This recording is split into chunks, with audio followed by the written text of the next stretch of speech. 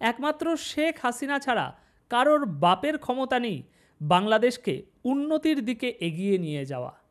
দর্শক, সাউন্ডটা একটু খারাপ শোনালেও, শব্দগুলো ভাষাটা একটু বাজে মনে হলেও, যদি আপনাদের সামনে সত্যটা প্রকাশিত করতে হয়, বর্তমান দেশের পরিস্থিতি কি সেই বাস্তবতাটা যদি আপনাদের সামনে একদম স্পষ্ট করে তুলে ধরতে হয়, তাহলে এই শব্দ, এই ভাষা এটা ব্যবহার করতেই হবে। তবেই আজকের বাস্তবতা অনেকটা স্পষ্টভাবে আমি আপনাদের সামনে তুলে ধরতে পারবো। দর্শক, যে কোনো দেশের জনগণ দুটো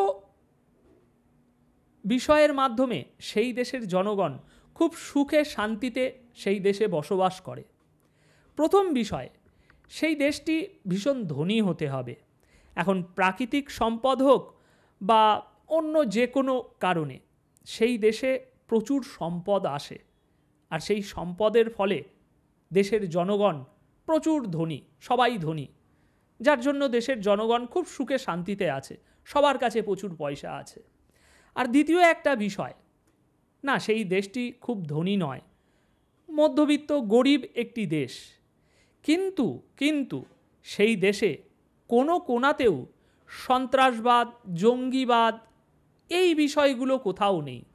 সম্পূর্ণ দেশটি সন্ত্রাসবাদ, জঙ্গিবাদ মুক্ত, এবং সমাজে একদম আইন যে সুশৃঙ্খলার যে বিষয়টা, সেটা একদম টাপে টোপে, সমাজ একদম সুশৃঙ্খলভাবে পরিচালিত হয় সেই দেশের আইন দ্বারা।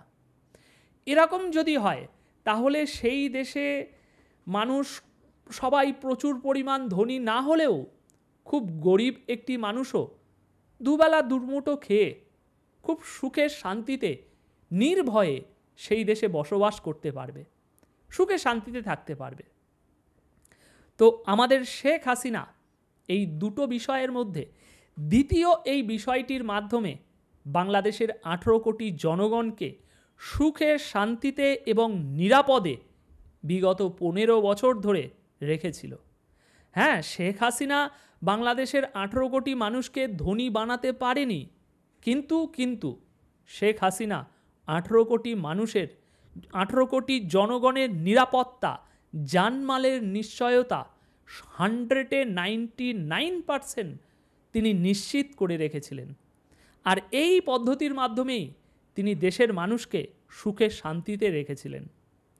এবার যদি জিজ্ঞাসা করেন, ভাই প্রথমে যেটা বললেন যে শেখ হাসিনা ছাড়া কারোর বাপের ক্ষমতা নেই দেশের মানুষকে সুখে শান্তিতে রাখা, বাংলাদেশকে উন্নতির দিকে এগিয়ে নিয়ে যাওয়া, সেটা কিভাবে? দর্শক, বিগত 5 মাস ধরে যে ঘটনাক্রম আমরা দেখে আসছি, এবং আজ শুক্রবার জুম্মার নামাজের পর যে ঘটনা আমাদের সামনে উঠে এসেছে, তা আমাদেরকে চোখে আঙুল দিয়ে দেখিয়ে দিচ্ছে যে এই দ্বিতীয় যে বিষয়টির মাধ্যমে শেখ হাসিনা বাংলাদেশের মানুষের জন্য সুখ শান্তি বয়ে এনেছিল, সেটা সম্পূর্ণ উল্টে গিয়েছে, পাল্টে গিয়েছে। দর্শক, হিজবুত তাহরির বাংলাদেশের আইন অনুসারে নিষিদ্ধ একটি সংগঠন। 2009 সালের 22 অক্টোবর জননিরাপত্তার জন্য হুমকি বিবেচনা নিয়ে হিজবুত তাহরিরকে নিষিদ্ধ ঘোষণা করা হয়। সন্ত্রাস বিরোধী আইন 2009 অনুযায়ী নিষিদ্ধ সংগঠনের যে কোনো সমাবেশ, মিছিল, পোস্টার ও লিফলেট বিতরণ সহ প্রচারণামূলক কার্যক্রম ফৌজদারি অপরাধ। তবে আজ শেখ হাসিনা দেশে না থাকায় দেশের চিত্র এতটাই বদলে গিয়েছে যে এই নিষিদ্ধ ঘোষিত সংগঠন আজ তারা আগাম ঘোষণা দিচ্ছে তারা একটি আন্দোলন করবে, তার আগাম ঘোষণা দিচ্ছে তারা একটি কর্মসূচি করবে, তার আগাম ঘোষণা দেওয়ার সাহস পাচ্ছে। দর্শক, গত বৃহস্পতিবার হিজবুত তাহরির মার্চ ফর খিলাফত এটা এই আন্দোলন করবে তাই আগাম ঘোষণা দিয়েছিল। আর এই আগাম ঘোষণা দেওয়ার পর আমাদের ডিএমপি সাহেব জানায় যে নিষিদ্ধ ঘোষিত কোনো সংগঠন সভা সমাবেশ বা অন্য কোনো উপায়ে প্রচারণা চালালে প্রয়োজনীয় আইনানুগ ব্যবস্থা নেওয়া হবে। ডিএমপি আরও জানায়, হিজবুত তাহরির সহ কোনো নিষিদ্ধ সংগঠন যদি সভা সমাবেশ ও প্রচারমূলক কার্যক্রম পরিচালনার চেষ্টা করে তবে তাদের বিরুদ্ধে আইনানুগ ব্যবস্থা নেওয়া হবে। এদিকে হিজবুত তাহরির শুক্রবার বায়তুল মোকারমে কর্মসূচির ঘোষণা দিয়ে ঢাকা বিশ্ববিদ্যালয় ক্যাম্পাস সহ বিভিন্ন স্থানে পোস্টার লাগিয়েছে এবং লিফলেট বিতরণ করেছে।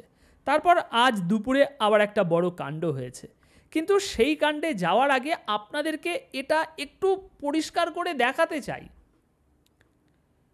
যে শেখ হাসিনা এই দেশে ওই দ্বিতীয় যে পদ্ধতির মাধ্যমে দেশের জনগণের জানমালের নিরাপত্তা দিয়ে এসেছিল সেটা আজ কতটা বদলে গিয়েছে, বিঘ্নিত হয়ে গিয়েছে, তার একটা জলজ্যান্ত উদাহরণ এখানে দেখুন।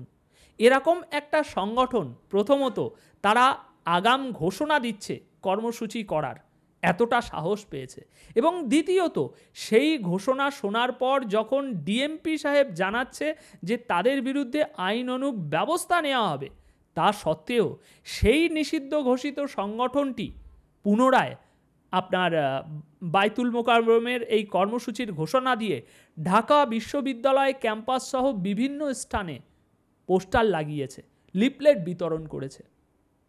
সুতরাং আজ দেশে এই জঙ্গিবাদের অবস্থানটা কতটা মাথাচাড়া দিয়ে উঠেছে।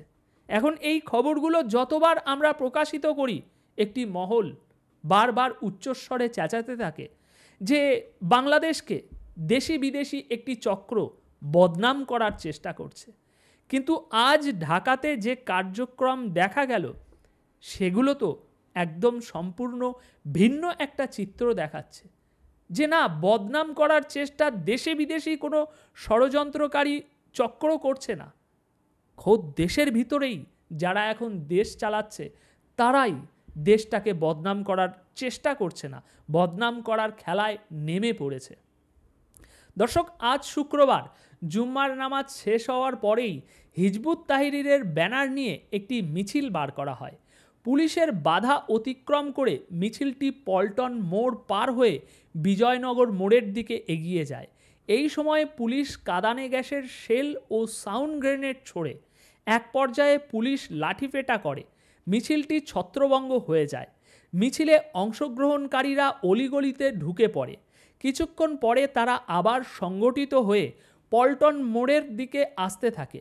পুলিশ এ সময় সাউন্ড গ্রেনেড ছোড়ে, তখন মিছিলটি আবার ছত্রভঙ্গ হয়ে যায়। টিয়ার গ্যাসের শেল নিক্ষেপ করে পুলিশ। পুলিশকে রুখে দাঁড়ানোর চেষ্টা করে নিষিদ্ধ সংগঠনটির কর্মীরা। এর ফলে উভয় পক্ষের মধ্যে ধাওয়া পাল্টা ধাওয়া শুরু হয়। মিছিল নিয়ে পানির ট্যাঙ্ক এলাকায় গেলে তাদের স্লোগান দিতে দেখা যায়। সুতরাং এই ঘটনাটি বিশ্লেষণ করলে দর্শক আমরা দুটো জিনিস একদম স্পষ্ট বুঝতে পারছি। এই ইউনূস সরকার হয় এই জঙ্গিবাদকে সারা দেশে ছড়িয়ে পড়তে সম্পূর্ণ সমর্থন করছে, আর নয়তো এই জঙ্গিবাদকে দমন করতে এই ইউনূস সরকার সম্পূর্ণ ব্যর্থ। তা না তো আজকের এই ঘটনাক্রম বিশ্লেষণ করলে আমরা পরিষ্কার বুঝতে পারছি এই দুটোর মধ্যে কোনো কিছু একটা হচ্ছে।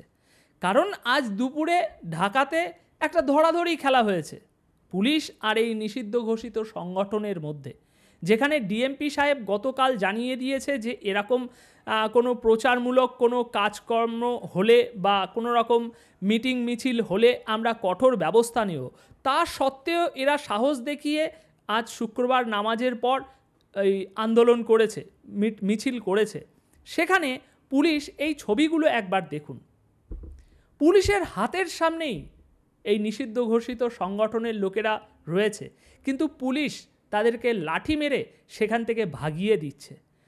অথচ আমরা আইনে দেখছি, এটা কোন আইন, 2009 সালের এই সন্ত্রাস বিরোধী আইনে আমরা দেখছি যে যদি এরকম কোনো কাজ কেউ করে তাহলে সেটা ফৌজদারি অপরাধ।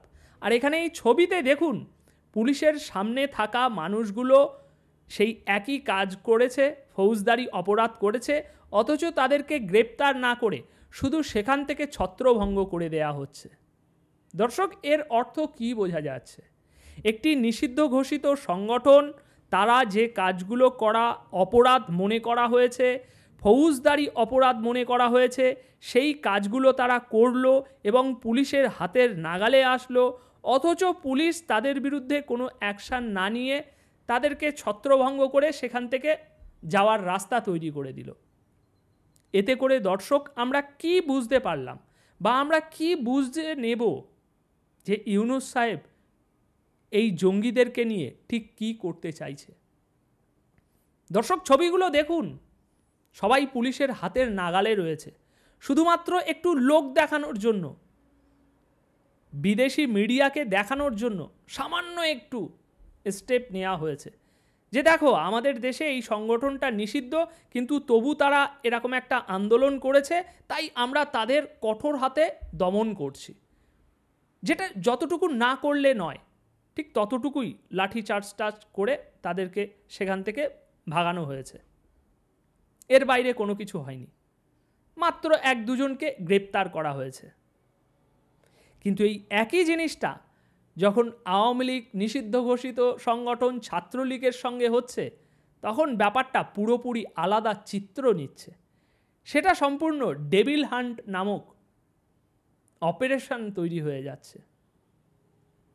সুতরাং দর্শক, আমরা আজ যেটা বুঝতে পারছি যে সত্যি শেখ হাসিনা ছাড়া এই দেশে শান্তি প্রতিষ্ঠা করা, দেশের মানুষকে শান্তি দেওয়া কোনোভাবেই কারোর পক্ষে সম্ভব নয়। কারণ একমাত্র শেখ হাসিনা ছাড়া, আবারও বলে যাচ্ছি, কারোর বাপের ক্ষমতা নেই এই জঙ্গিবাদকে বাংলাদেশ থেকে উপড়ে তুলে ফেলা। একমাত্র শেখ হাসিনাই পারে সেই ক্ষমতাটা অর্জন করতে, সেই কঠোর হাতে দমন করার সাহস দেখাতে একমাত্র শেখ হাসিনাই পারে। এ বিষয়ে আপনাদের মতামত কি দর্শক? অবশ্যই কমেন্ট বক্সে জানিয়ে যাবেন। ধন্যবাদ সকলকে।